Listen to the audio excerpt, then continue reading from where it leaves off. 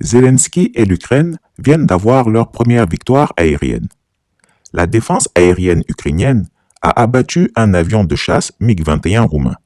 Je dis bien un avion de chasse roumain. En effet, les Roumains ont déclaré que leur MiG-21, qui s'est récemment écrasé, a été abattu par un système anti-aérien ukrainien S-300. Des débris du missile ont été retrouvés dans l'épave. Pourtant, Volodymyr Zelensky, qui s'offusque de l'absence d'aide de l'OTAN, bombarde ces avions. Il dit, et je cite, « Cela fait 13 jours qu'on entend des promesses, 13 jours qu'on nous a dit qu'on nous aiderait dans le ciel, qu'il y aurait des avions, qu'on nous les livrera. » Ce type-là parle trop. Ou bien c'est la panique. On est fatigué. Il est trop pimpien. Ces avions MiG-29 polonais vont-ils être bientôt repeints avec des cocardes ukrainiennes? Les négociations s'intensifient en ce moment. Plusieurs sources affirment que des pilotes ukrainiens habitués à voler sur ces appareils de fabrication russe sont déjà arrivés en Pologne pour en prendre livraison. Le tout avec la bénédiction américaine. On a donné le feu vert pour ça. En fait, nous sommes en train de discuter avec nos amis polonais pour savoir comment nous pourrions compenser leurs besoins s'ils choisissaient de transférer des avions de chasse aux Ukrainiens. Pour convaincre et rassurer la Pologne, les États-Unis lui ont proposé de remplacer les MiG-29 donnés à l'Ukraine par des F-16 américains modernisés, beaucoup plus performants. Un peu comme si un concessionnaire proposait de vous échanger votre voiture pour une plus neuve.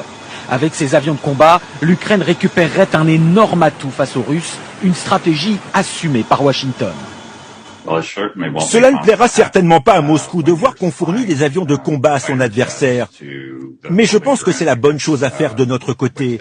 Cela comporte des risques, c'est vrai, mais les estiment que ça n'est pas un acte de guerre direct contre la Russie.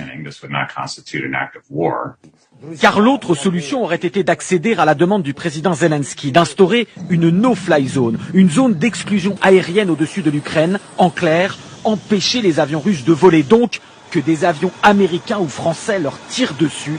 Impossible selon ce général. Tout avion qui pénétrera dans cette zone sera partie de la guerre, sera partie prenante de la guerre, sera belligérant. Et ça, l'OTAN ne le veut pas parce qu'elle ne veut pas que l'escalade puisse être enclenchée.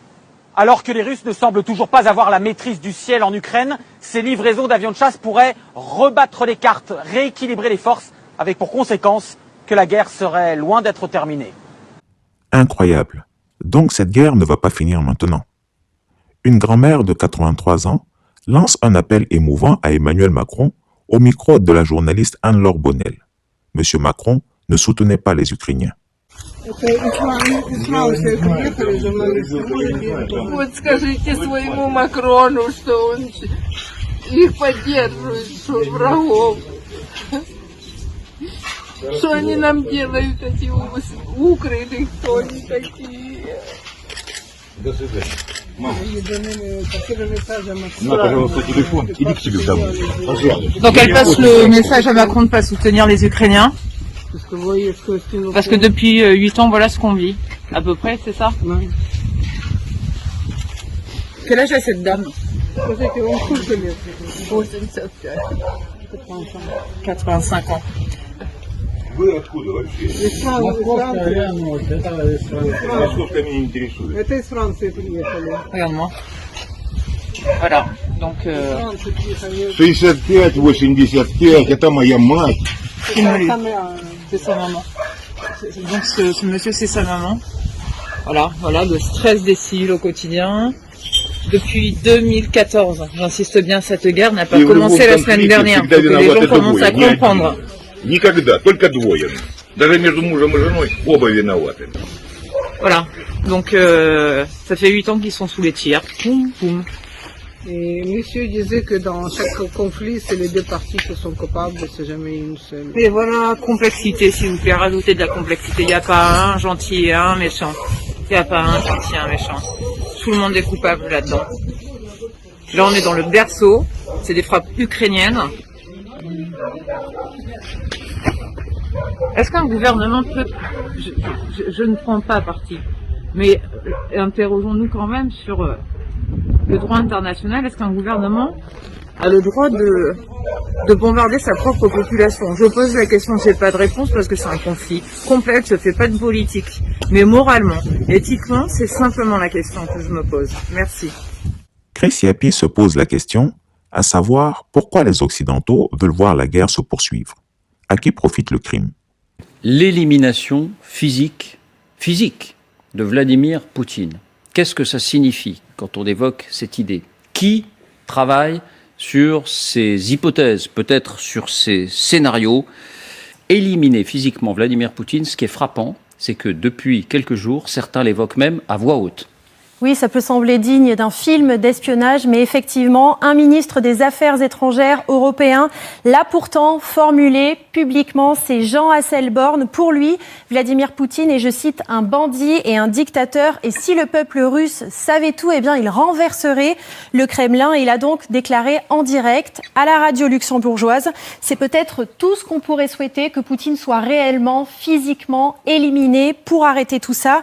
Jean Asselborn a ensuite présenté ses excuses, mais en tout cas, le propos a bel et bien été prononcé. Oui. Cette issue est peut-être même envisagée aux États-Unis par cet homme, c'est le sénateur Lindsey Graham. Lui aussi appelle purement et simplement à éliminer Vladimir Poutine. Il explique que la seule façon pour que ça se termine, c'est que quelqu'un en Russie élimine ce type. Vous rendriez à votre pays et au monde un grand service. Mais en France aussi, eh bien, on a entendu d'anciens militaires, et pas des moindres, évoquer cette hypothèse, notamment Christophe Gomard, ancien chef des commandos opérations spéciales, chargé donc des missions les plus périlleuses. La tête de Vladimir Poutine est aussi mise à prix.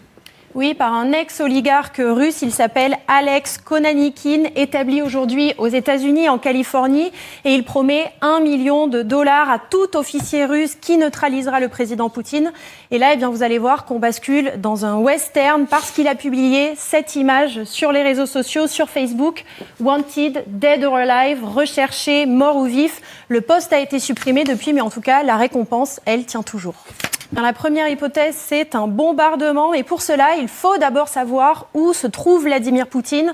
La plupart des observateurs sont persuadés qu'en fait, il n'a jamais quitté le Kremlin depuis 2 ans. L'hypothèse, c'est qu'il vivrait en fait sous terre, dans un bunker souterrain. Et on sait qu'il y en a au moins 4 dans un périmètre de 50 km autour du Kremlin. Tous sont équipés pour communiquer, ils sont protégés des bombardements par des plafonds et des murs en béton de 6 à 8 mètres d'épaisseur. Ces mêmes bunkers où Staline vivait déjà à son époque, des galeries de plus de 300 000 mètres carrés qu'on peut d'ailleurs encore visiter aujourd'hui. Et donc la conclusion, même avec les bombes les plus puissantes, cette hypothèse d'un bombardement, elle paraît assez difficile. Oui. Alors, quelles sont les autres hypothèses ou scénarios ? Eh bien, une attaque, mais menée avec des complicités, que ça soit un empoisonnement ou une attaque par arme à feu. Et ça ne peut se faire qu'avec des agents infiltrés dans l'entourage direct de Vladimir Poutine, c'est-à-dire donc l'armée russe ou le Kremlin. Et c'est en tout cas la stratégie qui est évoquée par Rémi Koffer. Il est journaliste et spécialiste du renseignement. Chris Yapi ne ment pas. Retrouvez Chris Yapi sur son nouveau compte Twitter, ses 2 chaînes YouTube, sa chaîne Dailymotion, Instagram et Mediapart.